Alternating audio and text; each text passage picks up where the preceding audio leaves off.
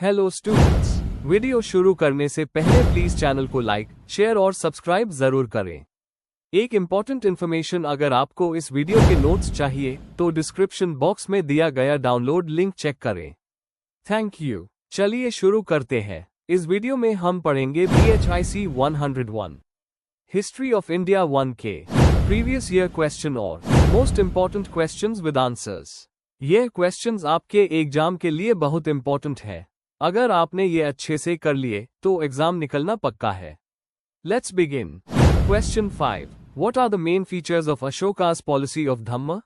Question explanation. इस question में हमें अशोका के धम्मा के मूल सिद्धांतों को समझाना है। हमें बताना है कि उन्होंने कैसे धम्मा को अपनाया, उसको प्रचारित किया और उसके जरिए समाज में क्या बदलाव लाए। अशोका के एडिक्ट्स और उनके प्रशासनिक कर्मों का भी जिक्र जरूरी है। आंसर। इंट्रोडक्शन। अशोका का धम्मा किसी एक धर्म का नाम नहीं था, बल्कि एक ऐसा नैतिक कोड था जो समाज में शांति और सदाचार लाने के लिए बनाया गया था। कलिंगा युद्ध के बाद अशोका ने हिंसा त्याग कर बुद्ध धर्म की तरफ झुकाव दिखाया और धम्मा के प्रचार में लग गए। धम्मा में अलग अलग धर्मों के अच्छे पहलुओं को जोड़ा गया था, जैसे कि बुद्ध धर्म, जैन धर्म और वैदिक परंपरा। उनके एडिक्ट से हमें धम्मा के बारे में डिटेल में जानकारी मिलती है। Main body. 1। अशोका के धम्मा के मूल सिद्धांत। अशोका ने सत्य, करुणा, अहिंसा, बड़ों का सम्मान, धर्मों की सहिष्णुता और जनहित में काम करने जैसे मूल्यों पर जोर दिया। उन्होंने धार्मिक रीति रिवाजों के बजाय अच्छे व्यवहार को महत्व दिया। अलग अलग संप्रदायों के बीच सम्मान और सहयोग का माहौल बनाए रखना भी उनका मकसद था। दाना, दास दासी के प्रति अच्छे व्यवहार और जीव जंतुओं के प्रति दयाभाव धम्मा का हिस्सा थे। 2। प्रशासनिक कदम जो धम्मा के लिए लिए गए। अशोका ने धम्मा महामात्र नाम के अधिकारी नियुक्त किए जो लोगों तक धम्मा का संदेश पहुंचते थे। उन्होंने धम्मा यात्रा आये की, जिसमें वो स्वयं लोगों से मिलकर धम्मा सिखाते थे। पत्रों और स्तंभों पर एडिक्ट्स लिखवाए गए जिसे आम जनता समझ सके। ये प्राकृत भाषा में थे। उदाहरण, रॉक एडिक्ट 2 और 7 में धर्मों के प्रति सहिष्णुता और महामात्रों के कर्तव्यों का जिक्र मिलता है। 3। धम्मा के प्रचार में अभिलेखों का योगदान। अशोका ने एडिक्ट्स के जरिए धम्मा का संदेश अपने पूरे साम्राज्य में फैलाया। ये प्राकृत भाषा और ब्राह्मी या खरोस्थी लिपि में लिखे गए थे। इनमें नैतिकता, धार्मिक सहिष्णुता, सामाजिक कल्याण और राजा के कर्तव्य जैसे विषयों को उठाया गया था। इन एडिक्ट्स के माध्यम से अशोका ने डायरेक्टली जनता से संवाद किया, जो उनके लोकतांत्रिक राजा होने का संकेत देता है। 4। सामाजिक और राजनीतिक प्रभाव। सामाजिक रूप से धम्मा ने अलग अलग जातियों और धर्मों के बीच मेल जोल बनाया। राजनीतिक रूप से इसने एक बड़ा, विविधता से भरा साम्राज्य एकता के मूल्यों से जोड़ दिया। अशोका ने पौधे लगवाए, रेस्ट हाउस बनवाए और मानव और पशुओं के लिए अस्पताल भी बनवाए। ये सब वेलफेयर स्टेट के लक्षण थे। धम्मा ने जीत के बजाय सेवा और दया के आधार पर राजनीति का रूप दिया। कंक्लूजन। अशोका का धम्मा प्राचीन भारत की राजनीति और सामाजिक इतिहास में एक महत्वपूर्ण कड़ी था। इसने मानवता, धार्मिक सहिष्णुता और दयालु शासन को बढ़ावा दिया। आज भी अशोका का संदेश एक शांत और मेल जोल भरे समाज के लिए प्रभावी है। अगर आपको इस वीडियो के नोट्स चाहिए तो डिस्क्रिप्शन बॉक्स में दिए गए डाउनलोड लिंक को जरूर चेक करें। Thank you. Let's see the next question. Question 6. What were the reasons for the disintegration of the Mauryan Empire? Question explanation. इस क्वेश्चन में हमें बताना है कि मौर्य साम्राज्य के पतन के क्या मुख्य कारण थे। इसमें आपको राजनीतिक, प्रशासनिक, आर्थिक और सामाजिक कारणों के अलावा बाहरी आक्रमणों या खतरों का भी उल्लेख करना चाहिए। शॉर्ट टर्म और लॉन्ग टर्म दोनों तरह के कारणों को समझाना होगा। आंसर। इंट्रोडक्शन। मौर्य साम्राज्य, जिसका स्थापना चंद्रगुप्ता मौर्य ने 321 BCE में किया था, अपने समय का एक प्रमुख और विशाल साम्राज्य था। अशोका के समय में ये अपने चरम पर था, लेकिन अशोका की मृत्यु के बाद ये साम्राज्य धीरे धीरे कमजोर पड़ने लगा और आखिरकार 185 BCE में टूट गया। आइए समझते हैं कि इसके पतन के क्या मुख्य कारण थे। Main body. 1। कमजोर उत्तराधिकारी और राजनीतिक अस्थिरता। अशोका के बाद जो राजा आए वो काफी कमजोर और अयोग्य थे।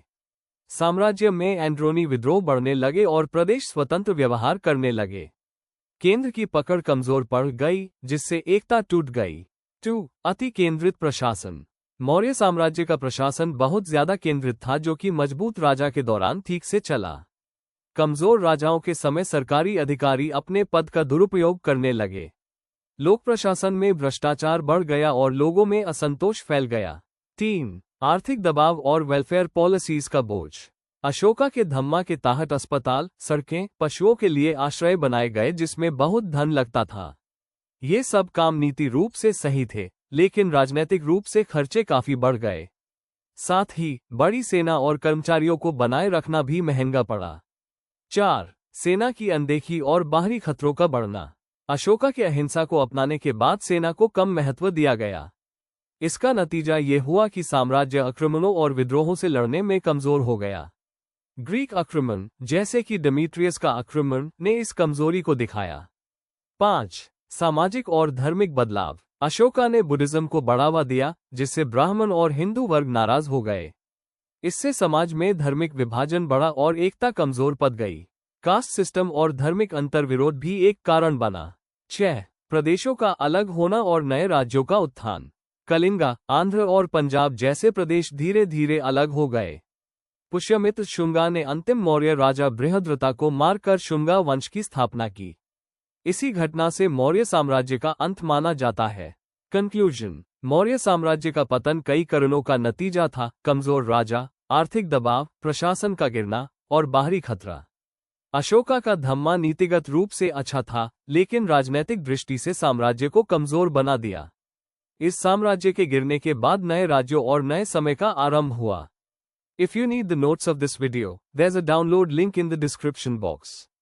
Be sure to check it out. Thank you. Let's see the next question. Question 7. What was the position of women in ancient India? Question explanation. इस क्वेश्चन में हमें प्राचीन भारत में महिलाओं की स्थिति बतानी है, सामाजिक, धार्मिक, आर्थिक और शैक्षणिक रूप में। हमें वैदिक युग, उत्तर वैदिक युग और मौर्य काल जैसे पीरियड्स में उनकी भूमिका और उनके अधिकार का एनालिसिस करना है, कुछ उदाहरण और टेक्स्ट के साथ। आंसर। इंट्रोडक्शन। प्राचीन भारत में महिलाओं की स्थिति हर समय और समाज में एक जैसे नहीं थी। वैदिक युग में उनका स्थान सम्मानजनक था, लेकिन समय के साथ उनकी स्थिति में गिरावट आई। ऋग्वेद, मनुस्मृति, अर्थशास्त्र जैसे ग्रंथों में महिलाओं के जीवन का जिक्र मिलता है। इस उत्तर में हम सामाजिक, आर्थिक, धार्मिक और शैक्षणिक क्षेत्रों में उनकी भूमिका पर चर्चा करेंगे। Main body. 1. सामाजिक और शैक्षणिक स्थिति। प्रारंभिक वैदिक काल में महिलाओं का मान सम्मान था। वे यज्ञ में भाग लेती थी, स्वयंवर करती थी और पढ़ाई भी करती थी। गागी और मैत्रेयी जैसे विदुषी इसका उदाहरण है। लड़कियों का उपनयन संस्कार होता था और कुछ वेद मंत्रों का रचना भी महिलाओं ने किया। उत्तर वैदिक काल में पेट्रियार्की बढ़ने लगी। महिलाओं की शिक्षा घट गई और उनकी शादी जल्दी होने लगी। 2. आर्थिक भूमिका और संपत्ति अधिकार। महिलाएं खेती और घरेलू अर्थव्यवस्था में योगदान करती थी। कुछ लेख और अभिलेखों में मिलता है कि कुछ अमीर या राजघरानों की महिलाओं के पास भूमि थी या वे रियासत चलाती थी, लेकिन आमतौर पर उनके पास अधिकार सीमित थे। मनुस्मृति कहता है कि एक महिला जिंदगी भर पिता, पति या पुत्र के अधीन रहे। 3. धार्मिक और रीतियों में योगदान। वैदिक समय में महिलाएं यज्ञ करती थी और ऋषिका भी होती थी। बाद में धार्मिक क्रियाएं पुरुष प्रधान हो गई। पुरोहित बनने का अधिकार महिलाओं से छीन लिया गया। कुछ धार्मिक संप्रदायों जैसे बुद्धिज्म में भिखुनियों को समान धार्मिक स्थान मिला। 4. मौर्य और बाद के काल में स्थिति। कौटिल्य के अर्थशास्त्र में महिलाओं को कई रोल्स में दिखाया गया है, जैसे कि स्पाई, शिल्पकार और कभी कभी एडमिनिस्ट्रेटर भी। साथ ही पेट्रियार्की भी दिखाई देती है। मौर्य काल में राजघरानों की महिलाओं के पास कुछ शक्ति थी, लेकिन आम महिलाओं के अधिकार सीमित थे। बौद्ध ग्रंथों जैसे थेरगाथा में भिक्षुनियों का जिक्र मिलता है, जो धार्मिक आजादी का संकेत देता है। कंक्लूजन। प्राचीन भारत में महिलाओं की स्थिति समय के साथ बदली। पहले उन्हें समान अधिकार मिलते थे, लेकिन बाद में समाज में उनका स्थान पिछड़ गया। इन बदलावों को समझना आज के समय में जेंडर इक्वालिटी के लिए जरूरी है। अगर आपको इस वीडियो के नोट्स चाहिए तो डिस्क्रिप्शन बॉक्स में दिए गए डाउनलोड लिंक को जरूर चेक करें। Thank you. Let's see the next question. Question 8. Discuss any two of the following in about 200 words each. A. Saptanga theory. B. Megasthenes. C. Arthashastra. D. Metallurgy in ancient India. Question explanation. इस question में आपको दिए गए 4 topics में से कोई 2 चुनने हैं और हर एक का लगभग 200 शब्दों में एक्सप्लेनेशन देना है। हर टॉपिक प्राचीन भारत के अलग अलग पहलुओं को दिखाता है, राजनीति, प्रशासन, लिटरेचर या विज्ञान। आपको बेसिक डेफिनेशन, मेन फीचर्स और इंपॉर्टेंस बतानी होगी। आंसर। इंट्रोडक्शन। प्राचीन भारत की ऐतिहासिक जानकारी में कई ऐसे विचार और सोर्सेस हैं जो हमें उस समय के राजनीति, प्रशासन और विज्ञान के बारे में जानकारी देते हैं। सप्तांगा थियरी एक ऐसा फ्रेमवर्क है जो एक स्टेट के पार्ट्स को समझाता है, जबकि मेगास्थीन्स एक फॉरेन ट्रैवलर जिन्होंने मौर्य साम्राज्य का वर्णन किया। आइए इनमें से 2 विषयों को डिटेल में समझते हैं। ए. सप्तांगा थियरी, डेफिनेशन और ओरिजिन। सप्तांगा थियरी एक प्राचीन भारतीय राज्य का मॉडल है जिसका वर्णन अर्थशास्त्र और महाभारत जैसे ग्रंथों में मिलता है। सप्तांगा का मतलब है 7 अंग, यानी राज्य के 7 आवश्यक तत्व। 7 तत्वों के नाम: स्वामी, राजा, जो राज्य का नेतृत्व करता है; अमात्य, मंत्री, जो सरकार चलने में सहायक होते हैं; जनपदा, जान और भूमि, जहां लोग रहते हैं; दुर्ग, किला, सुरक्षा के लिए; कोश, खजाना, आर्थिक बाल; दंदा, सेना, कानून और सुरक्षा; मित्रा राज्य, डिप्लोमेसी और राजनयिक संबंध। महत्व। यह थियरी बताती है कि राज्य एक सिस्टम है जिसमें सभी अंग एक साथ मिलकर काम करते हैं। प्राचीन भारत का राजनीतिक सोच को समझने में मदद मिलती है। बी. मेगास्थीन्स। कौन था मेगास्थीन्स? मेगास्थीन्स एक ग्रीक राजदूत था जो सेल्यूकस निकेटर के तरफ से चंद्रगुप्ता मौर्य के कोर्ट में आया था, 4th सेंचुरी BCE। उसने इंडिका नाम का एक पुस्तक लिखा जिसमें उसने भारत का वर्णन किया। इंडिका का कंटेंट: भारत की भूगोल, वर्ण व्यवस्था, सेना, शहर और एडमिनिस्ट्रेशन का डिटेल। पाटलिपुत्र, मौर्य राजधानी, का विविड डिस्क्रिप्शन। इंपॉर्टेंस: मौर्य समय का एक रेयर फॉरेन अकाउंट है। कुछ बातें एग्जैजरेट की गई हैं, पर यह एक वैल्यूएबल सोर्स माना जाता है। इससे पता चलता है कि ग्रीक लोग भारत की सभ्यता में इंटरेस्टेड थे। कंक्लूजन: सप्तांगा थियरी और मेगास्थीन्स दोनों हाई प्राचीन भारत की पॉलिटिकल और एडमिनिस्ट्रेटिव अंडरस्टैंडिंग को समझाते हैं। एक अंदर से बना मॉडल है और दूसरा बाहर से आए व्यक्ति की नजर। दोनों मिलकर एक समग्र और गहरी जानकारी देते हैं।